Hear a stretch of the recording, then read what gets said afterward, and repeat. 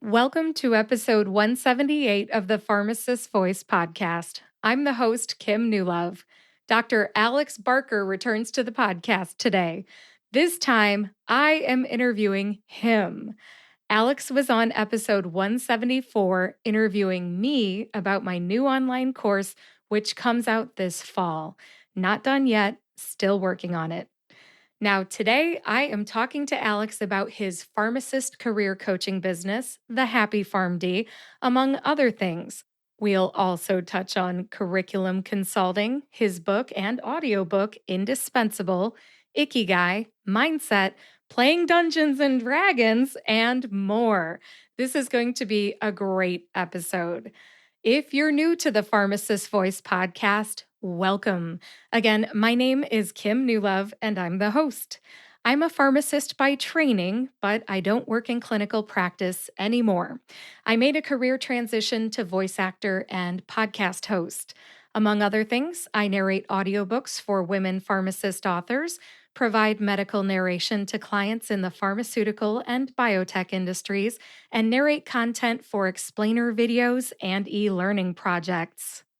I was inspired by my nonverbal son, who has autism, to combine my background as a pharmacist with my speaking voice and launch my business, The Pharmacist Voice, in 2017. My son Craig helped me realize the power of having a voice and using it. My solo podcast episodes are about some aspect of being a pharmacist, a voice actor, a pharmacist podcaster, or my career transition from pharmacist to voice actor and podcast host.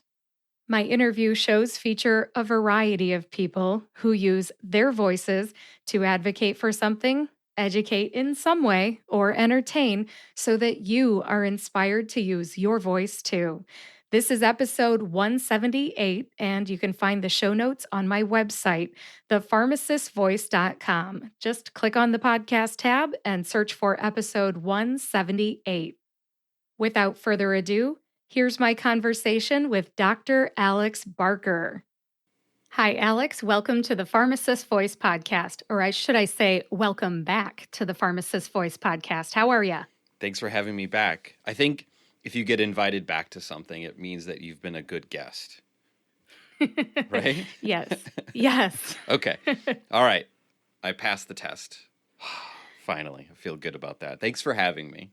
You're very welcome. You're very welcome. I'm looking forward to diving into all kinds of topics. I have like 7 things that I want to talk to you about here. Okay, well, this may be a two-parter, but let's jump into them. I know. Well, don't talk so much this time, Alex. Okay. I'll try. All right. You are an author, you are a business owner, you are a podcaster, you have a newsletter, you've got a website, you got a YouTube channel. You have done some voiceover work, which is going to be fun to talk about. And you've got something coming up with Dungeons and Dragons, which we will save for last because it's the most fun thing that we've got on the plate today. Oh, let's jump into it. All right. Well, how about we talk about the Happy PharmD first? What do you do with the Happy PharmD? What is it? I created the Happy PharmD as like an avenue of both my passion and an anger about the profession. Like I felt, I don't want to say betrayed.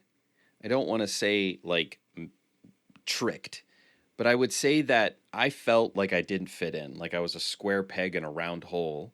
And even though I was practicing at the height of my license, I was very frustrated by that. And honestly, I thought my own personal career path was going to take me into academia because I love teaching and I love learning and researching. But the more I kind of got into pharmacy, the more I saw, a lot that I'm only going to be able to help the next generation out. Maybe. There's a lot of pharmacists out there who feel the same way as me. And I think that they want better careers and better lives for themselves. And so after coaching for about 5 years about anything and everything to anyone, I decided to just focus on helping pharmacists, thinking while working full time, maybe this will work out. Maybe this could be an actual business. And sure enough, it very much quickly became one. And to this day, as of this recording, we're somewhere around helping 1,700 pharmacists with their careers. We have a full suite. I'm going to call them a suite because they are sweet people. Of pharmacist career coaches, pharmacists from across the field, from clinical to community to pharma to research. And so these people, our group, we help individuals go from where they are into a career where they want to be and help them become indispensable. And it's it's pretty wild. It's very surreal to be saying that that's what I do now. Um, I don't practice pharmacy anymore technically. Like I'm not in the pharmacy doing anything. Instead, I'm running my company and helping as many pharmacists as I can. So it's a lot of fun. 1,700, but who's keeping track, right? We are data. Oh my gosh. We were so bad at collecting data that we didn't even like keep track of what jobs people got in the beginning. And I'm kicking myself for that. But now we are, and we're doing a lot better job at making sure people are happy where they're at and quality of life is improving. More on that in the future. Well, congratulations to you and your team on all your success and all the pharmacists that you have helped make the career changes that are making them happy PharmDs now or happy RPHs because some are like me, never went to PharmD school. When I was naming it, I didn't really think about that, obviously, because I'm a young buck, didn't think about RPHs. And that's kind of been a bad marketing tool because a lot of people say, like, well, you're only a PharmD, you can't help me. But that's not true. We've helped quite a few people without PharmDs get into clinical jobs or pharma or, uh, heck, even just a better job anywhere. So we're not going to change the name, though. We're going to keep That's all it. right. Yes, no offense taken. I think a lot of people like to see data because they want to be what they can see. And when you have data, that's plenty of stuff that they can see. So what I can tell you is that we do have a success report coming out, and we plan on doing these every year. And in this one, we will be diving into 2 years of data and diving into the career paths that these pharmacists were from and what they got into, how they did it, how quickly they got their jobs in comparison also to the general public or the general pharmacist. And it's got lots of juicy stats in there that we've never been able to report on before. And so, very excited to release it. But it's on the DL right now. All right. Well, thanks for the sneak peek, Alex. I'll be watching to see when that comes out. The Happy PharmD has a podcast. You have a business with a podcast. Is that right? Yes, we do. We are on hiatus at the moment, but we do have an archive and we are planning on working on the next season. While I definitely enjoy, the interview style, um, I've done that now for years. I've had 3 podcasts before this one, and I've kind of learned that I don't fit the mold for weekly interviews. At some point I get bored with it, doing it myself, and so I like putting a lot of creative energy into the production of it. And so yes, we're paused right now. So just throwing that out there. Hey, that's all right. I just want to make my listeners aware that if you have never heard of the Happy PharmD, the business, or knew that there was a Happy PharmD podcast, that is something you can check out. Like Alex says, you have an archive, right, Alex? Yes, dozens, if not well over 100 episodes. I'm not sure though how many, truthfully. I don't keep track. I've listened to it a couple of times, and I think the one that I most recently listened to was from this summer, and you were interviewing a couple of people who you helped get jobs, or your company helped get jobs. They had coaches. One of their coaches was Anna, and I can't remember the others. It was a girl named Anne, and her coach's name was Anna. Yes. You know what I'm talking about, right? Yeah, yeah. We have an Ann on staff and we have an Anna. Actually, Anna had to step down, so life got a little simpler for all of us. But Yeah, it was confusing. That's all right. But I listened to the episode and it was really cool listening to what they were doing, what they were running away from and not necessarily running away from, but what job they left. In some and cases, yes. It's literally, I'll do anything. I will run 3 miles if I have to, if they've never run before, in order to get the new job. but they successfully found new jobs and they are now happy PharmDs. Success stories are powerful, wouldn't you agree? Yeah, because, I mean, coaching is one of those things where it's a service that doesn't have typically a tangible output. You can't, I've hired many coaches over the years. I have 2 coaches right now. I couldn't hold on to something that they've given me through their service that makes me go, this was worth it. But instead, they've helped me with results. They've helped my business grow. They've helped me hire more people. They've made my life less stressful. I've achieved a lot of my life goals through that avenue faster than I would have by myself. And the same is true for, my company of coaches. If people came to us, paid us money for the service of coaching and never got a job, well, we would develop a bad reputation. And so absolutely we rely on testimonies for people to tell their story about, where they were and where they're at now and how they utilize coaching to get to that endpoint. I have to have testimonials because coaching is not typically like a tangible thing. When I hire a plumber, I want a fixed toilet, right? So that I can use it again. With a coach, you don't always get tangible results. I remember recording a testimonial years ago about a pharmacist who transitioned into a job that he now loves. And he said, that's the really cool thing that I'm sure everyone else wants to hear about. But the thing that I'm most excited about because of this coaching is that I finally have some really powerful confidence in myself and my abilities. And that's going to change the trajectory of my entire career. And that is powerful stuff. That's the sexy stuff that we get to do as coaches. We get to transform people into their full potential.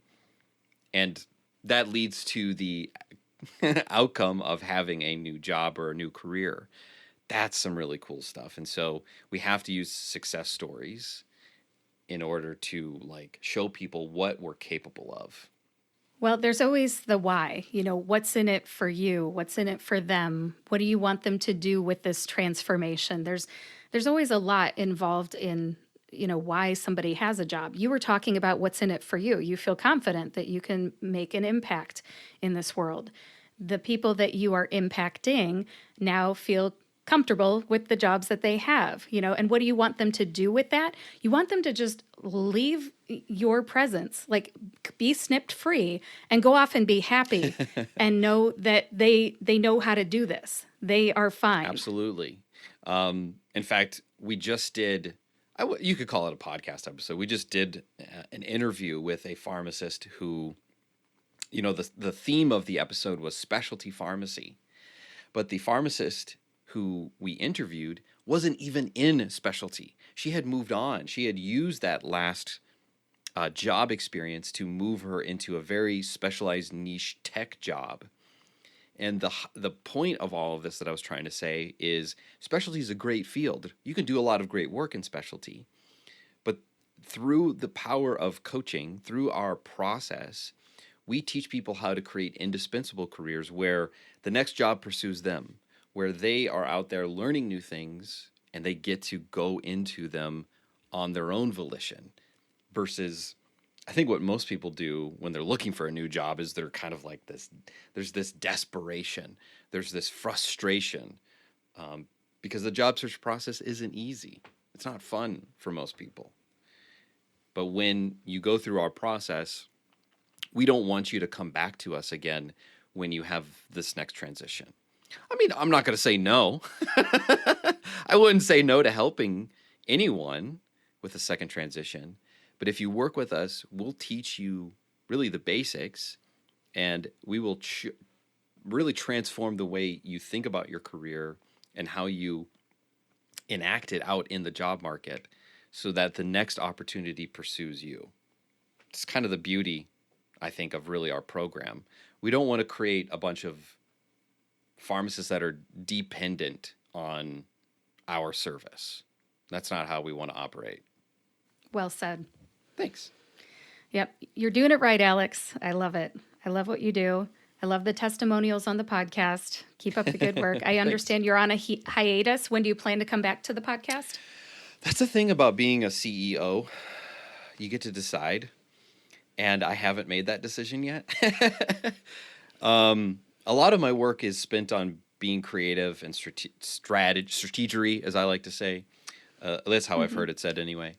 And I haven't really made a decision on when to yet. You know, to be honest with you, podcasts are great. They're fun.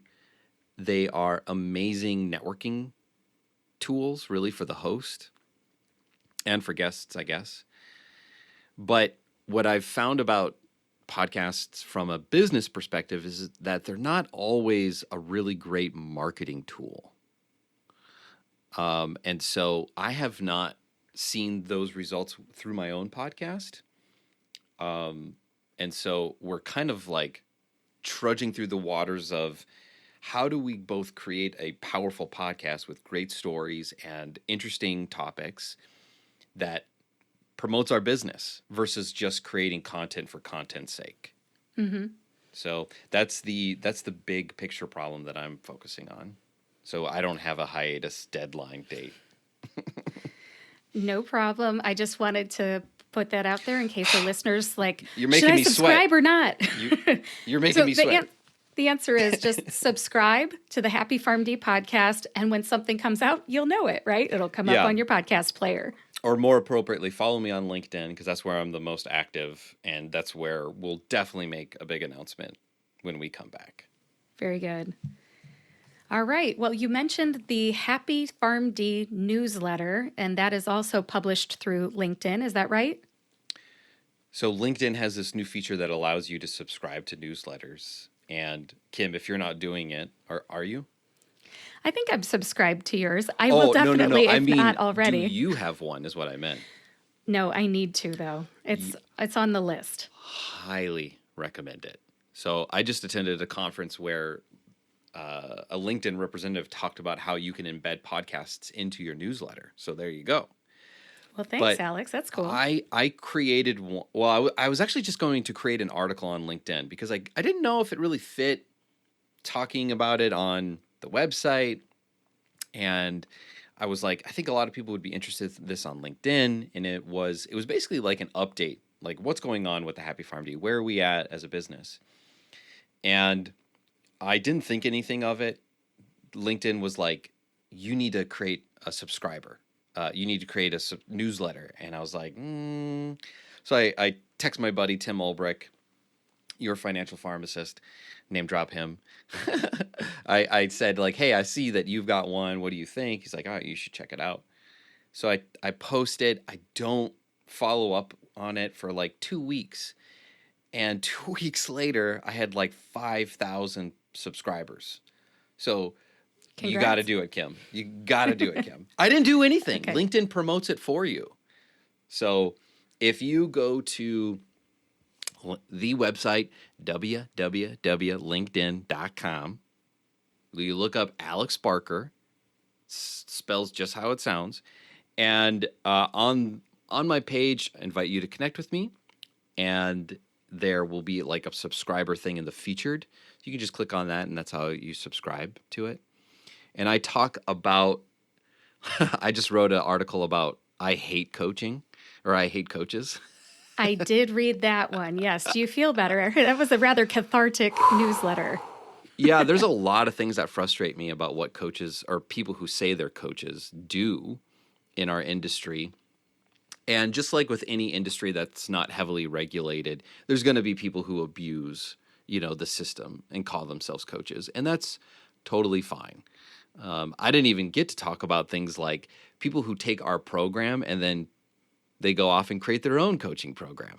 But I that that's almost like a legal issue, so I didn't really think to include it in the newsletter. And now I'm saying it on a podcast, so who knows? Who knows what's going to happen to Alex Barker? Well, here's the thing. You can't protect ideas. And the No. idea of coaching is not something that you can protect. The name, the Happy PharmD, you can trademark.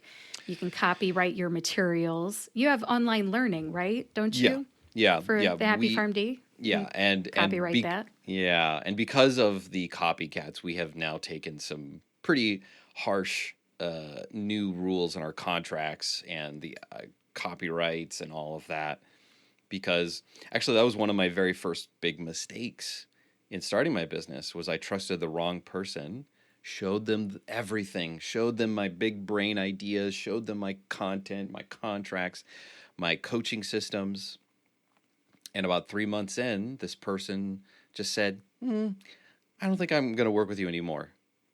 And then I found out after this person submitted the NDA, for the company, she never signed it. She submitted it, but never signed it. And then started off her own coaching company. So, Nightmare situation. Nightmare. yeah, I mean, that's how you learn. You make a lot of mistakes in business. And I'm glad it happened. I'm glad it happened early on when there was not too much to lose. And it was funny because immediately after that, I met one of the best people in the entire world, Jackie Boyle. I know you know Jackie.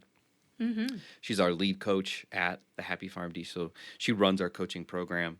Yeah, that was great, and it was something I totally needed because I felt so defeated after that happened. But yeah, Well, it is what hey, it if we is. don't talk about our mistakes, somebody out there might be doing the same thing and then might happen to them too. And speaking of non-disclosure agreements, NDAs, that's why I can't put out a lot of stuff that I do in my voiceover business.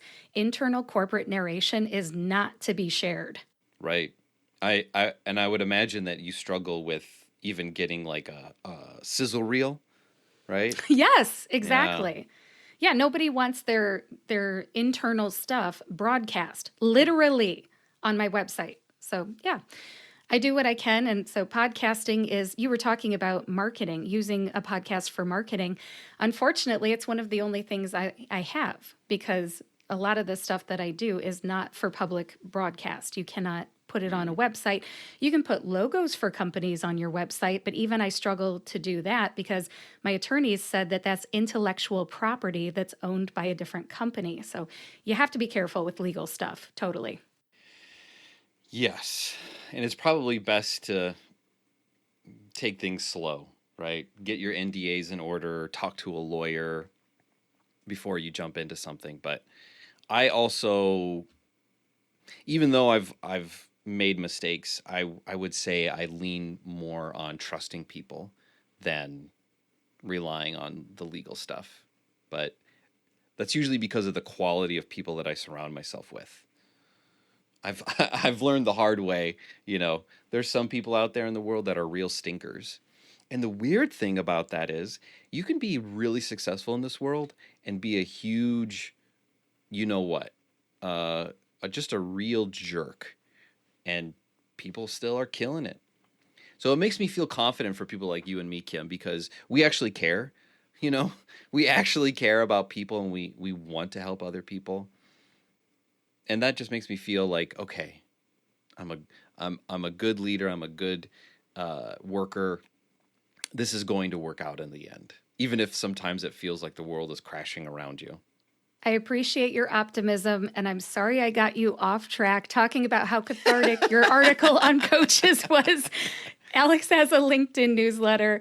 Follow him on LinkedIn. Check out the newsletter. I think it's great. I think you've only had one issue. Is that right? One issue of two. Okay, he's holding up two fingers. Yep. 2 issues of the newsletter, more to come. So that is one other way that you use your voice. I would like to hear a little bit about how you use your voice as an educator in the form of curriculum development. What do you do with curriculum development? Is that through the Happy PharmD, or is that with other companies and universities? I'd love to hear about it. So the short answer is both. At this moment, at this time, we have our own career development curriculum in our program that actually is about to be revamped. We're re-recording all of our content and adding in new research, assessments, more exercises for people to get results quicker. And that's really exciting. And then we also have a few pilot programs with universities to help students in their own career development.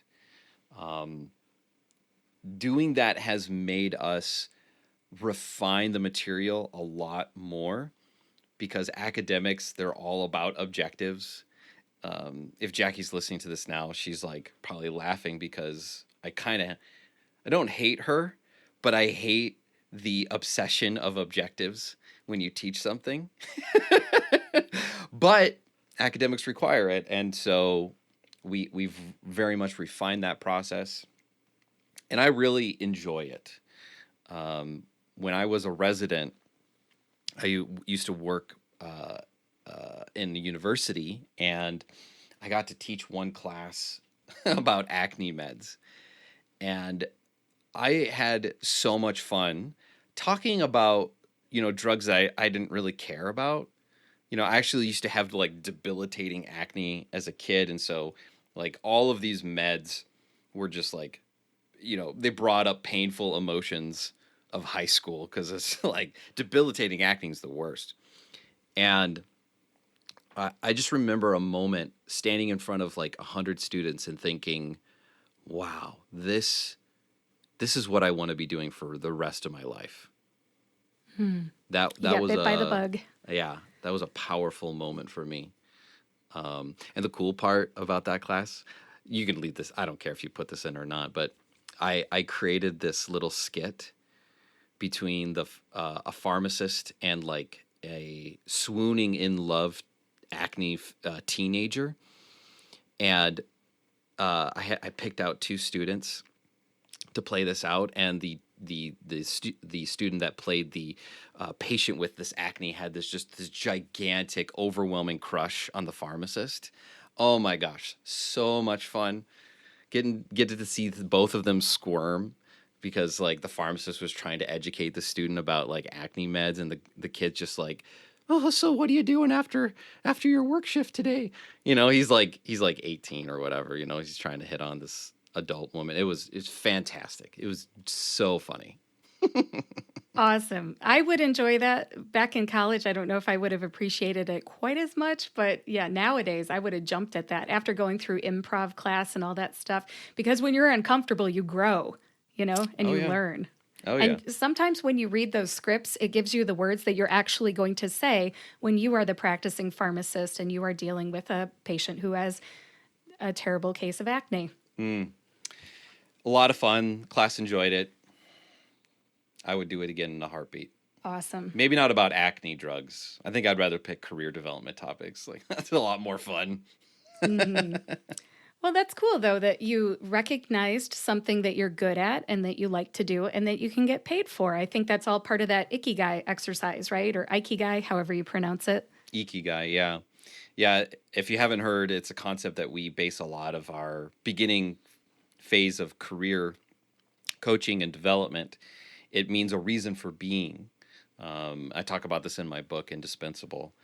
And it's a mixture of really four things: what you love or what you're passionate about, curious about, even what you're naturally good at, what you're gifted, what you can be paid to do, so like a physical job, and then finally, and perhaps most importantly, what the world needs.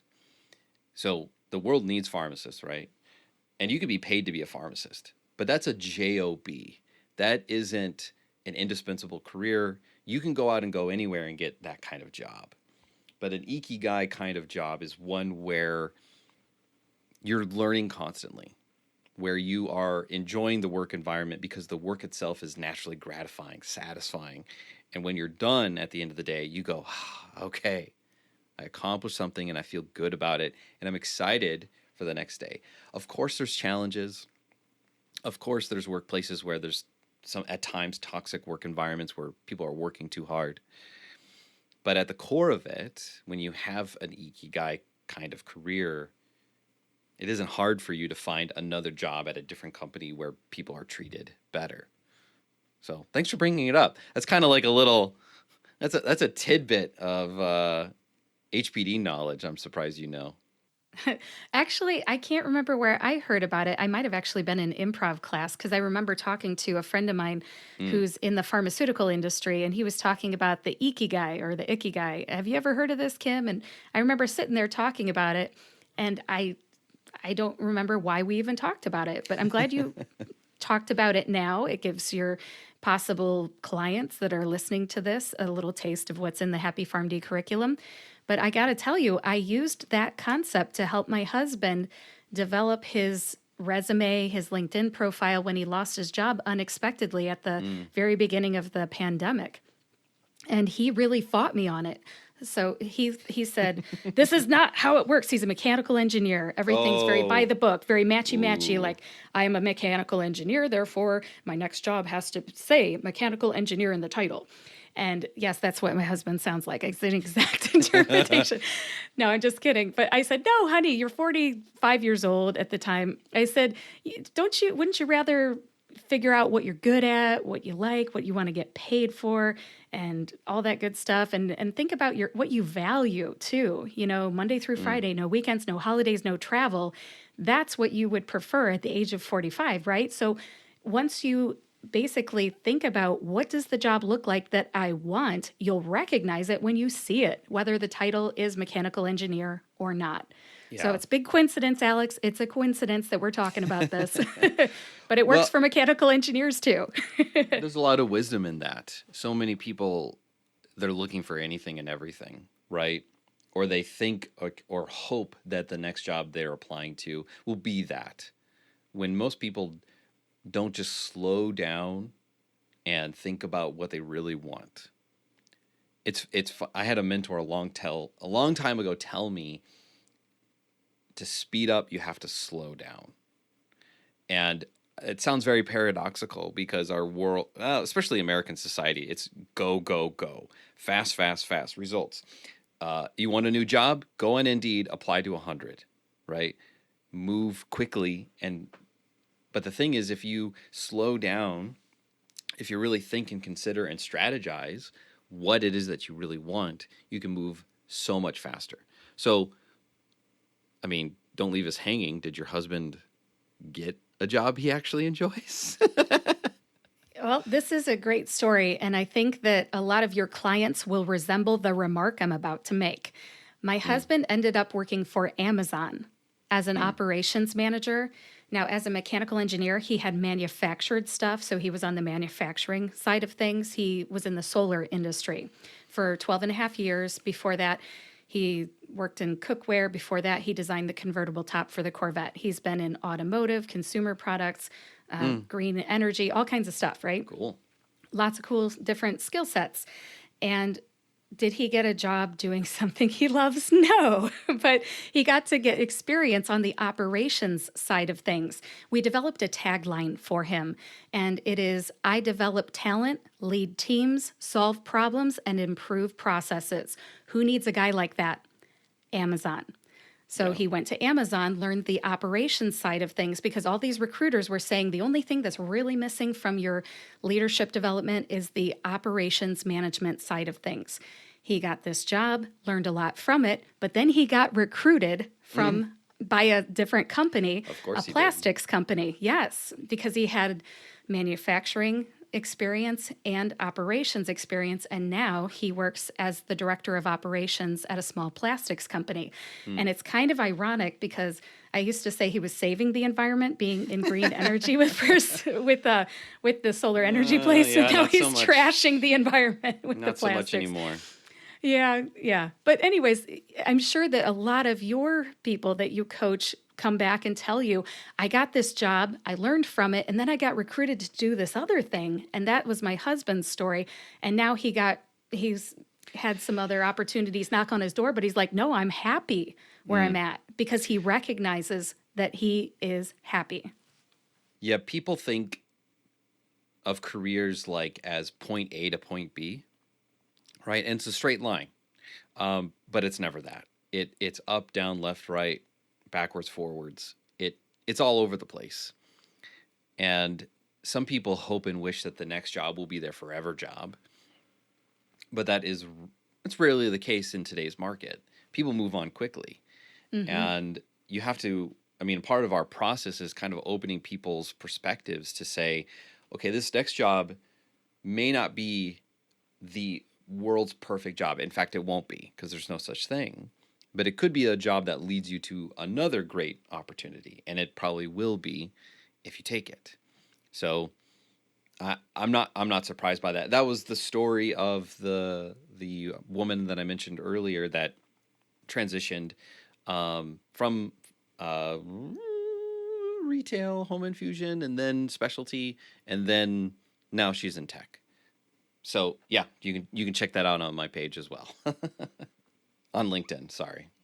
That's why I said I think some of your clients will resemble the remarks I was about to make about my husband, because like you just said, it's not straight path from point A to point B. Sometimes it's convoluted, but that's okay. Once you open up your mindset that can happen, I think you allow yourself to let it happen. Mindset's huge, right? What do you teach your clients about mindset, if you don't mind my asking? We don't teach them at all. Sorry, that was just my first thought. My rebellious. If you don't, we can move on. No, it's one of our core pillars. The first pillar that we work with people on is their vision. What is it that they really want from their career and their lives? And how can we design a career to match that vision? Mindset is something that's kind of baked throughout the entire program. Because what almost always ends up happening with people is, as they develop a vision for their ideal career, where they really want to be in 3 or 5 years from now, and they can kind of get that sense and they get excited about it, their own inner saboteur jumps out of the shadows and says whatever they can think of to get that person to walk away from that vision. You can't do that. You're not qualified. You don't have experience. You haven't worked in the last year. You don't know people in that industry. You just anything and everything.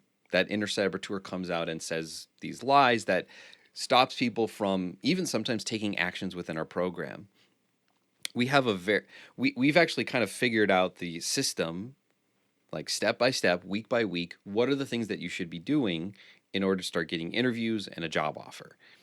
And what happens to people sometimes is they come face to face with this really exciting vision and they say, I don't think I can have that amount of success. And so they stop doing those action steps. And that's when the coach is kind of triggered to say, hey, what's going on? What's happening? Tell me what's going on in your head. And it's not therapy, because it's more designed around helping people shift how they are seeing this problem and then moving them into new actions to work around it. Everyone has this. Doesn't matter how successful you are. One of the most famous examples that I like to point to is Tiger Woods. Okay, Tiger Woods, world-class athlete, best golfer in the entire world. And at the height of his career, what does he do? He has an affair, right? And who I'm not judging him on that, because I don't have 23 models following me around wanting to meet wanting me. So I'm not judging him for that. But what I am saying is, in that moment, Tiger Woods probably was thinking, how can I have this much success? And I don't deserve this amount of fame and notoriety. So I'm going to find something to kind of show myself about who I really am. I'm not this success.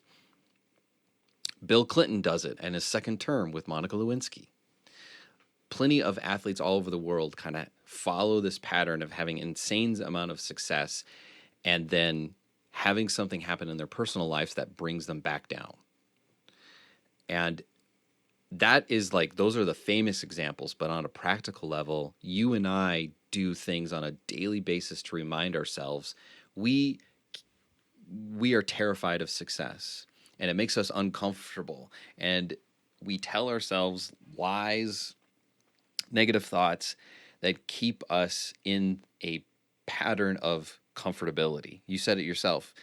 You wouldn't have liked, doing the skit in front of a crowd of people, right? Because that would have made you, back in the day, back in that would have made college, you yes. uncomfortable. But you recognized when we are uncomfortable is when we learn, when we grow, when we're stretched. And as my coach likes to say, if you're not growing, you're dying. And that is a harsh reality for anyone to walk through. And so unless you have someone holding you accountable to the actions that you want to take, unless you have someone who knows how to ask the right questions and to really listen to you versus, kind of being like your mother-in-law and just telling you what you need to do in order to live or survive or be happy. I'm laughing because my mother-in-law's not like that. She's like, it's a lot of fun. I got the best mother-in-law. She's a lot of fun. You are a blessed woman. Congratulations. I am. But Thank sometimes you. our own mothers are like that. And yes, I agree with that. and that's no knock on your mother, but that's just the way the world works. If you would just listen to me, I've got the best advice for you. But that's not what coaching is about. Coaching is about helping you come to terms with what are the things that you're doing that are holding yourself back so that you can get around that negative mindset pattern.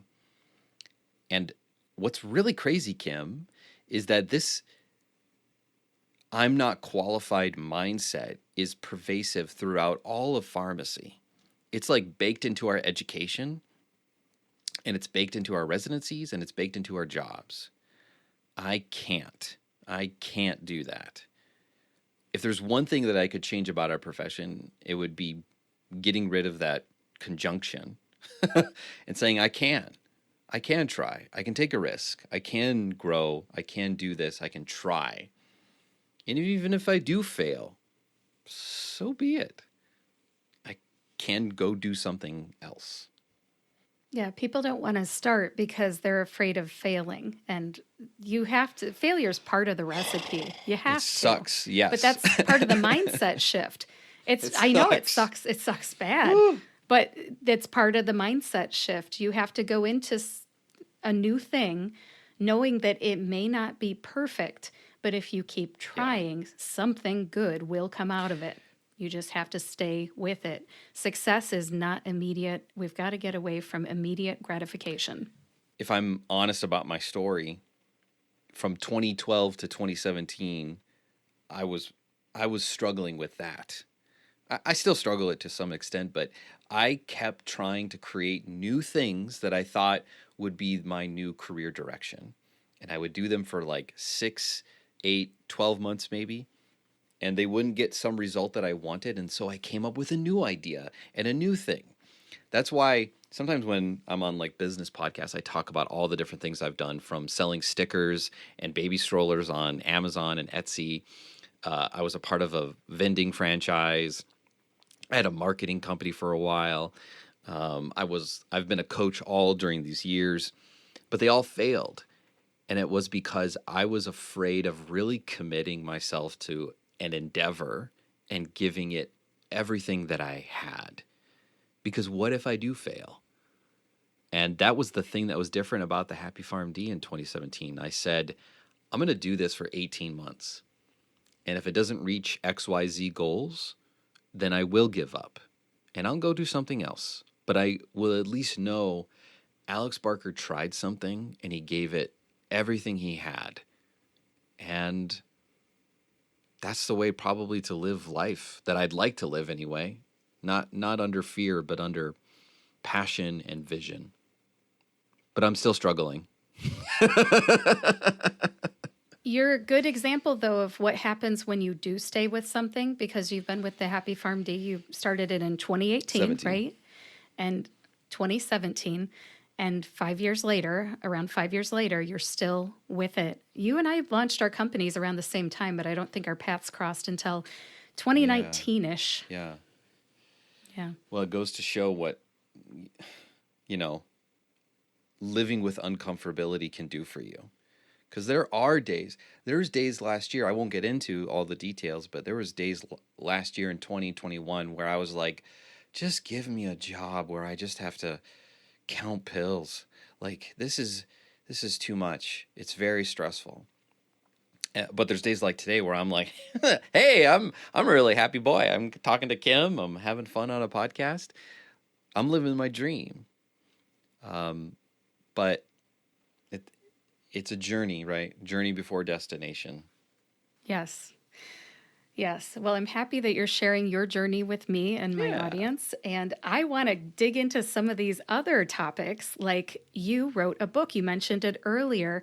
You wrote Yeah. Indispensable. I got the full title here, Indispensable, the Prescription for a Fulfilling Pharmacy Career. And you narrated I it did. yourself, which I'm so proud of I you for did. doing. Yay. Yeah, it was a lot of fun. Awesome. Yeah, actually, I would love to actually give a copy of the book to your audience. Can I do that? Sure. Yeah. Digital copy, Kindle Digital version. copy. So if you go to thehappypharmd.com/care, I'd love to give you a care package. And in that package is a lot of strategies about careers, but in it is the digital version of my book, Indispensable. I believe also there's a audio chapter in there as well of the chapter that a lot of people like read first, which is I'm a Terrible Pharmacist. And there's also a lot of negotiation strategies and tips and career development things for those of you that are wanting to make more out of your careers.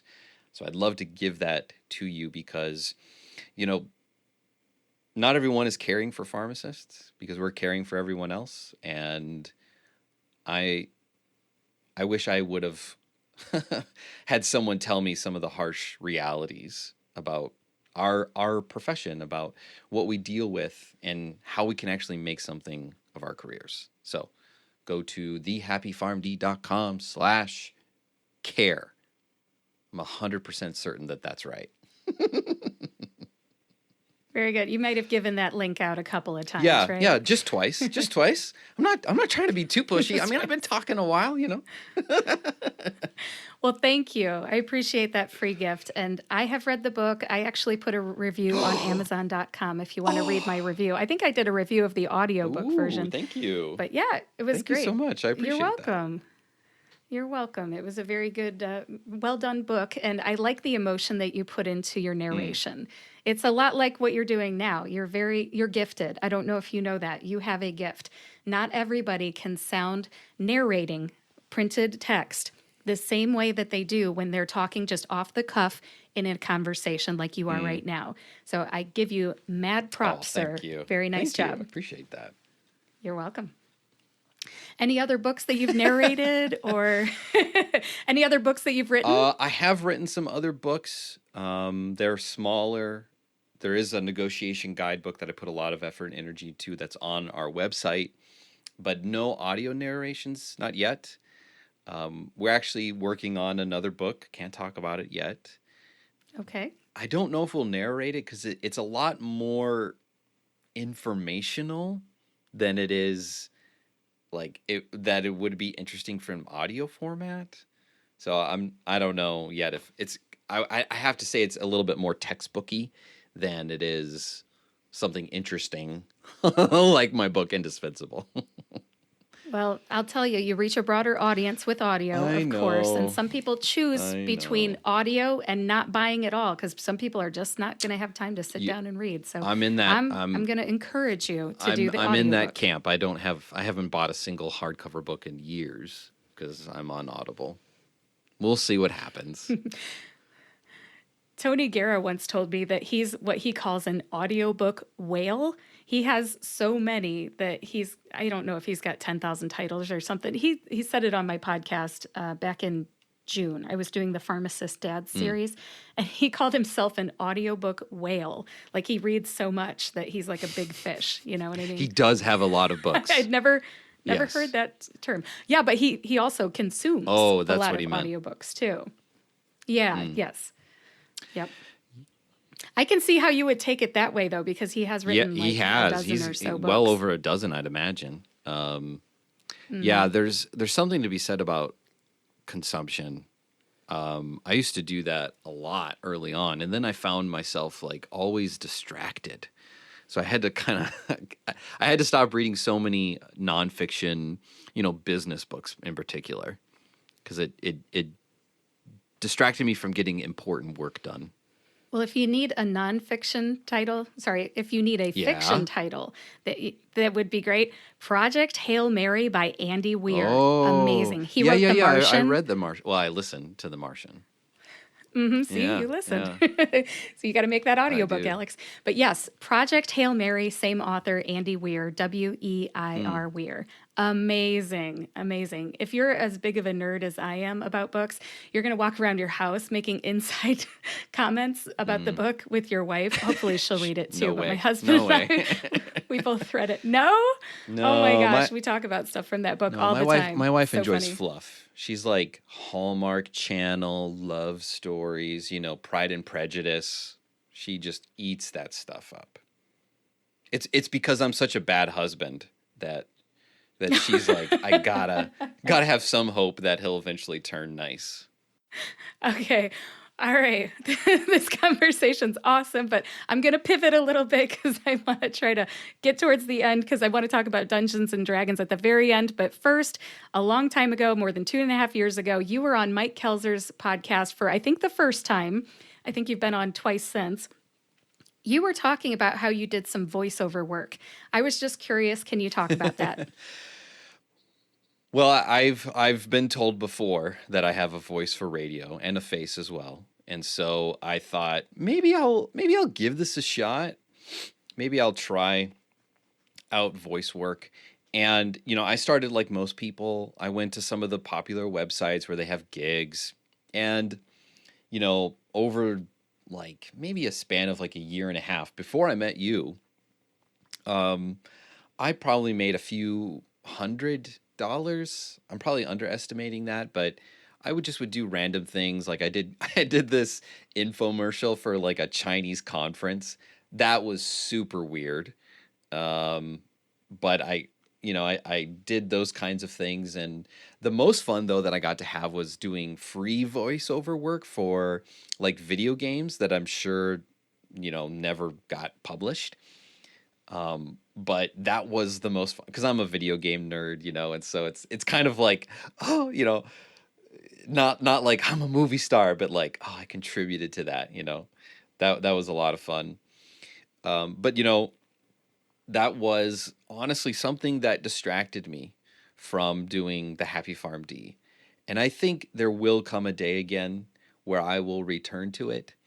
But a harsh lesson I've had to learn is, Alex, you're creative, you enjoy all of these things, but the more creative outlets you have, the less effective you are as a leader, as a servant of your team. And so I eventually had to put that mantle down of voiceover actor.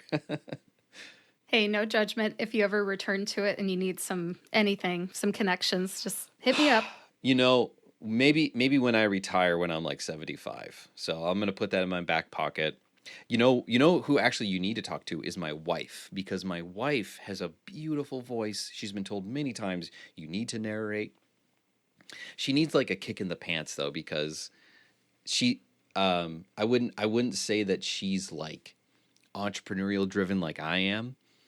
She just loves helping people. She loves supporting people. She's helping out with a local movie production.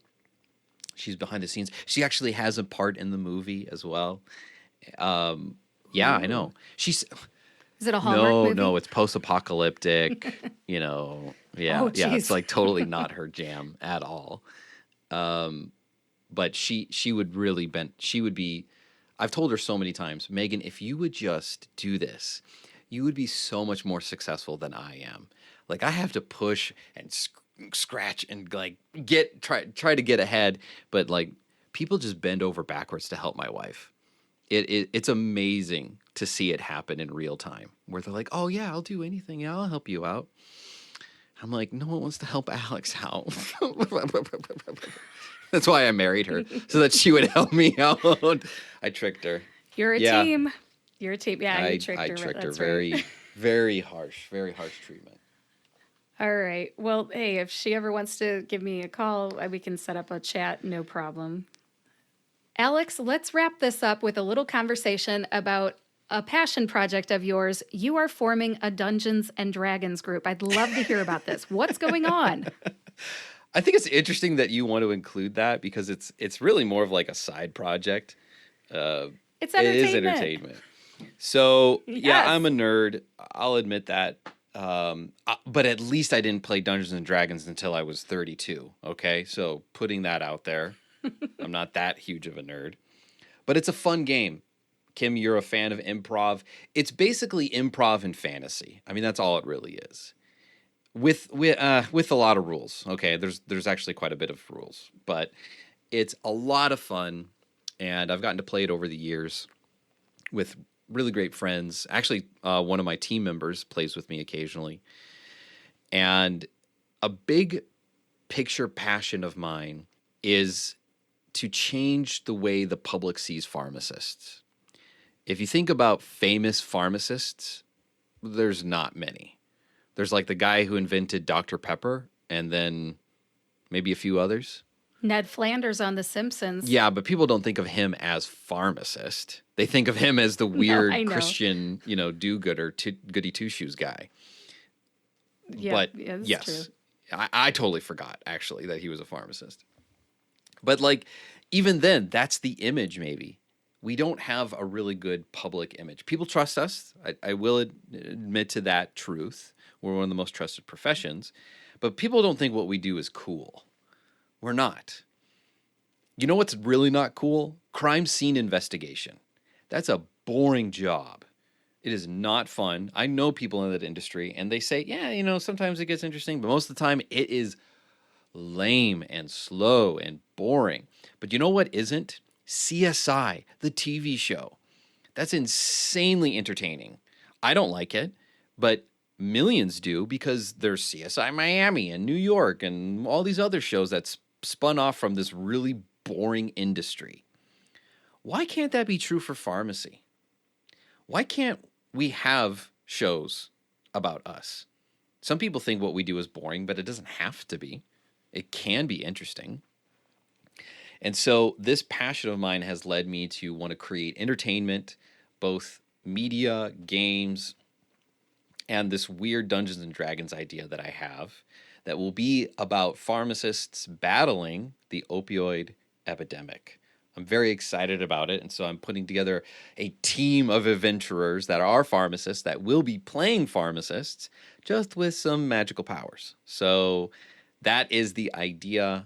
No timeline yet on this. It will be hopefully coming out soon, but I'm very excited. I'm going to be the dungeon master, and so you will be seeing me do a lot of acting if you're interested in that. And you'll be seeing me voice act Kim. So give me a lot of critique because I'll be playing. I don't know. I'm thinking about joining this just for the entertainment value of it. Well, I should be live streaming it. At least I hope to. Oh, Yeah, nice. and on YouTube? I think so. I am thinking about doing it on Okay. LinkedIn. But yeah, I've got to get everyone on board first, and so we're putting together the team right now. So that should be fun. Well, Alex, is there anything else you wanted to talk about with the Dungeons and Dragons or any other way that you use your voice as an advocate, an educator, or an entertainer? I would say join the parade I'm trying to start. I am not going to be the guy that comes up with the game or the show or the details of these things. But a Dungeons and Dragons game I can handle. I can do that. That's storytelling and that's stuff I enjoy. But if you have a passion for video game development, app development, entertainment, and you would want to help create something, I would actually love it if you would connect with me because I hope to be the guy that inspires the people to create the stuff. That's what I'm kind of aiming for, and so I would love it if you connect with me on LinkedIn is the easiest place to do so, and just send me a message, say D&D or video game or TV show or whatever, and I would love to talk. Awesome. Well, Alex, thank you so much for being here on the Pharmacist Voice podcast to talk about how you use your voice as an advocate for pharmacists getting great careers, as an educator, and as an entertainer. I will put some links in the show notes to your LinkedIn profile and other things, the Happy PharmD website, and so on. Thanks again, Alex. Have a great day. Thanks for having me, Kim. My pleasure. Thanks again to Dr. Alex Barker for being my guest today. Alex, you are a lot of fun to chat with, and I really appreciate what the Happy PharmD does and how they do it. Specifically, I am referring to using the concept of Ikigai.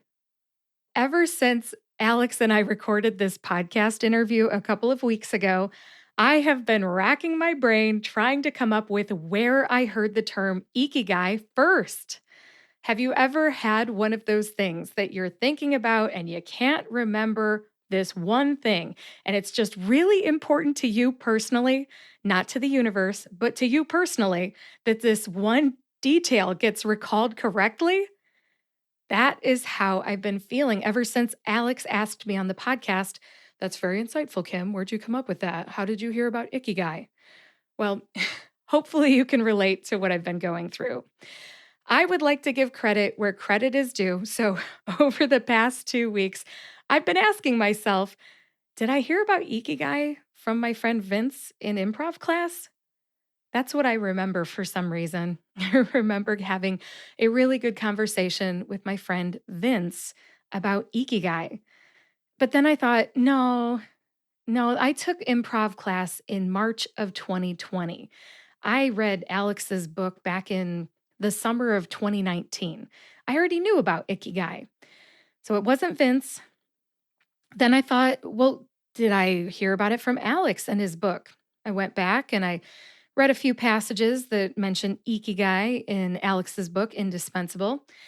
And then I thought, no, I think I heard about it before this, and it was driving me nuts.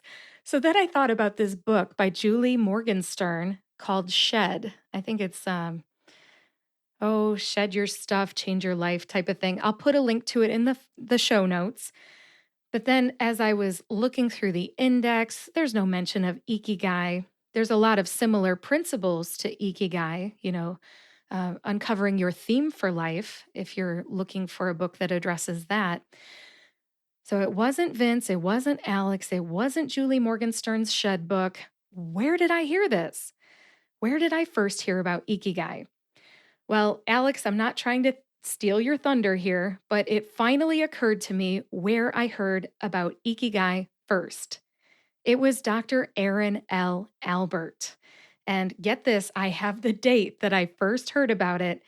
I heard about Ikigai for the first time ever on Saturday, April 27th, 2019, in Asheville, North Carolina, at the second ever Metapreneurs Conference. How's that for accuracy? I can't tell you what a weight was lifted. I really enjoy remembering things and giving credit where credit is due. Now, we'll get back to Alex in just a second. But for anybody who has never heard of Dr. Aaron L. Albert, Aaron is Erin, last name is Albert, Aaron L. Albert, PharmD. I'll give you a little context. Aaron is a pharmacist, a podcaster, an author. I think she's written more than 12 books. She's an attorney. In fact, last I heard, she's general counsel for Mark Cuban's Cost Plus Drugs Company. Anyways, she wears a lot of hats. And she is a very creative and resourceful person who I respect greatly. Now, during her talk about becoming a thought leader through writing and publishing at Metapreneurs, Aaron talked about knowing thyself. Knowing thyself. Ikigai was explained during that talk. That's it. That is where I first heard about Ikigai. I feel better now. Now, I respect Dr. Aaron L. Albert very highly, and I will forever appreciate that she introduced me to the concept of Ikigai.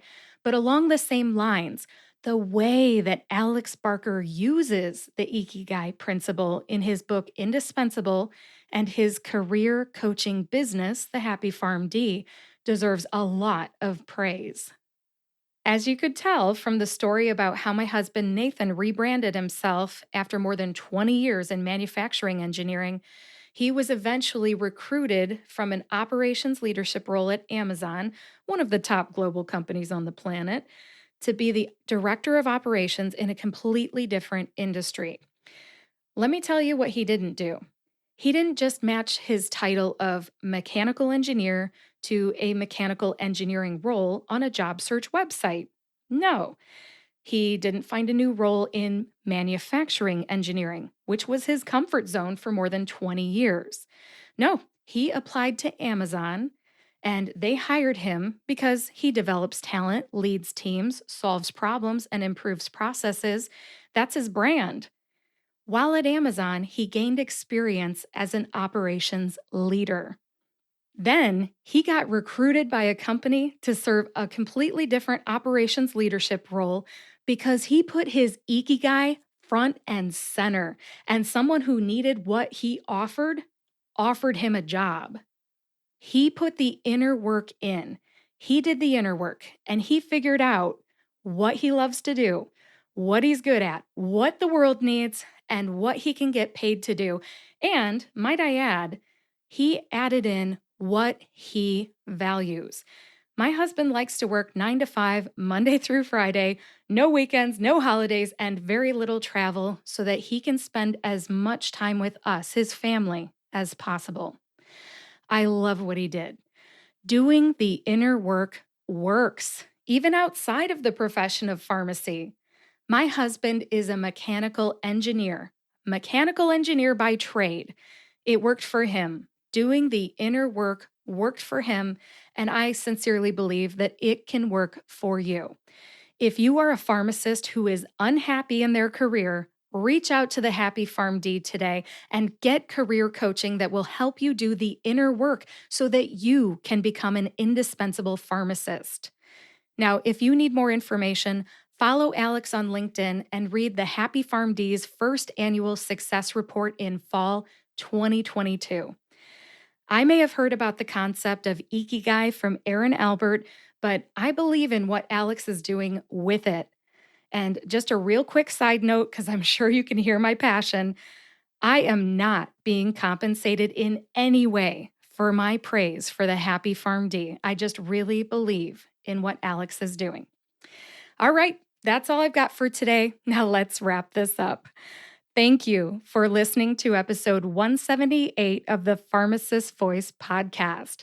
Please visit thepharmacistvoice.com to read the show notes. In the show notes today, you'll find lots of things. You'll find a link to Dr. Alex Barker's LinkedIn profile, the Happy PharmD website, a link to your free copy of Indispensable, the prescription for a fulfilling pharmacy career by Dr. Alex Barker, a link to episode 174 of the Pharmacist Voice podcast, in which Alex interviews me about my new online course. You'll also find a Wikipedia definition of Dungeons and Dragons, in case you've never heard of it. You'll find a link to the book Project Hail Mary, in case you need a good fiction read.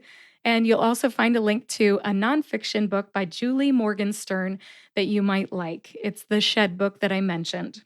My social media links are also in the show notes and more. Check those out, and please feel free to reach out to Alex and me and connect. If you know someone who would like this episode or needs to hear it, please share it with them. And subscribe to or follow the Pharmacist Voice podcast on your favorite podcast player and YouTube to get each new episode right when it comes out. I'll be back next Friday with a solo episode. The topic is muscle tension dysphonia. Muscle tension dysphonia. It's a common voice disorder, which I suffer from. And just in case you're thinking, oh, I'm not interested in that, let me just say, vocal health is not something that pharmacists usually think about, yet community pharmacists talk all day long. And more than half of all pharmacists practice in a community setting. If your throat hurts after a long period of talking, you will want to tune in to this episode. Thanks again for listening. I'll talk to you next week.